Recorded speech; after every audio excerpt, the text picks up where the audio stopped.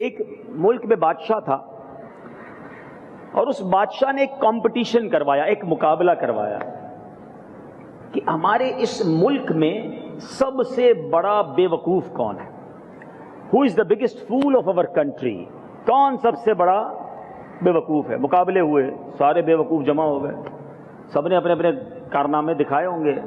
وزیروں نے چیک کیا، کہا بادشاہ سلامت یہ بندہ سب سے بڑا بے وقوف ہے، اس سے بڑا بے وقوف پورے ملک میں کوئی نہیں ہے. بادشاہ تھا، اپنے گلے سے ہار اتارا جس میں سونے ہیرے جواہرات تھے، اس بے وقوف کے گلے میں ڈال دیا. بے وقوف صاحب گھر چلے گئے. تھوڑے دنوں کے بعد اس بے وقوف کو پتہ چلا کہ بادشاہ سلامت بڑے بیمار ہو گئے ہیں، بڑے سخت بیمار ہو گئے. وہ آ گیا بادشاہ کے پاس، کہا بادشاہ سلامت کیا حال ہے آپ کا؟ سنا ہے بڑے بیمار ہو گئے آپ. بادشاہ کہتا ہے ہاں جناب، اب تو اتنا بیمار ہو گیا ہوں کہ یہ دنیا چھوڑ کر جانے کا وقت آ گیا.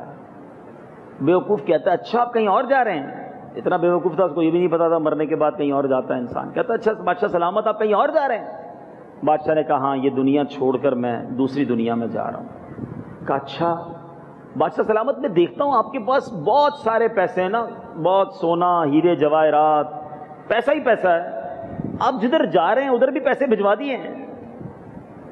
بادشاہ سلامت کہتا ہے میں نے تو ایک پھوٹی کوڑی بھی ادھر نہیں بھجوائی ہے. کہا اچھا. کہا بادشاہ سلامت میں دیکھ رہا ہوں آپ کا بڑا زبردست گھر ہے، اتنا بڑا محل ہے، نرم بستر ہے، بڑے بڑے رومز ہیں، جدھر جا رہے ہیں ادھر گھر بنا لیا نہیں بنا لیا آپ نے؟ بادشاہ کہتا ہے ادھر تو میں نے جھونپڑی بھی نہیں بنائی ہے. کہا اچھا. کہ بادشاہ سلامت میں دیکھ رہا ہوں آپ کے آگے پیچھے غلام کنیزیں خادم گھوم رہے ہیں، آپ کہیں اور جا رہے ہیں، جدھر جا رہے ہیں ادھر خادم بھجوا دیے کہ نہیں؟ ادھر کون خدمت کرے گا آپ کی؟ بادشاہ کہتا ہے ادھر میرا کوئی خادم نہیں ہے. اس بے وقوف نے پتہ کیا کیا؟ اپنا وہ ہار اتارا اور بادشاہ کے گلے میں ڈال دیا. کہ مجھ سے بڑے بے وقوف تو پھر آپ ہوئے نا. آپ کو پتہ ہے میں یہ دنیا چھوڑ کے جا رہا ہوں، نہ ادھر گھر بنایا، نہ ادھر پیسے بھجوائے، نہ ادھر خادم بھجوائے، بے وقوف تو آپ ہوئے.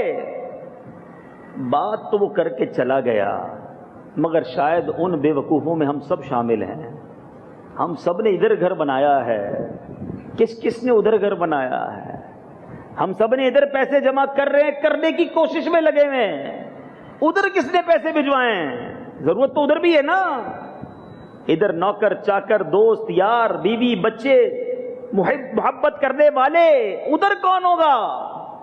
قرآن نے بھی یہی کہا نا، اے ایمان والو اللہ سے ڈرو اور ہر جان دیکھے. یعنی گویا کہا جا رہا ہے چیک کرو، محاسبہ کرو، فکر کرو، ہر جان دیکھے کہ کل کے لیے کیا آگے بھیجا ہے. تفسیر صراط الجنان میں مفتی صاحب لکھتے ہیں اس آیت سے معلوم ہوا کہ ایک گھڑی کی غور و فکر کرنا بہت سے ذکر کرنے سے بہتر ہے. اپنے اعمال کے بارے میں سوچنا بہت افضل عمل ہے، اور یہی مراقبہ ہے.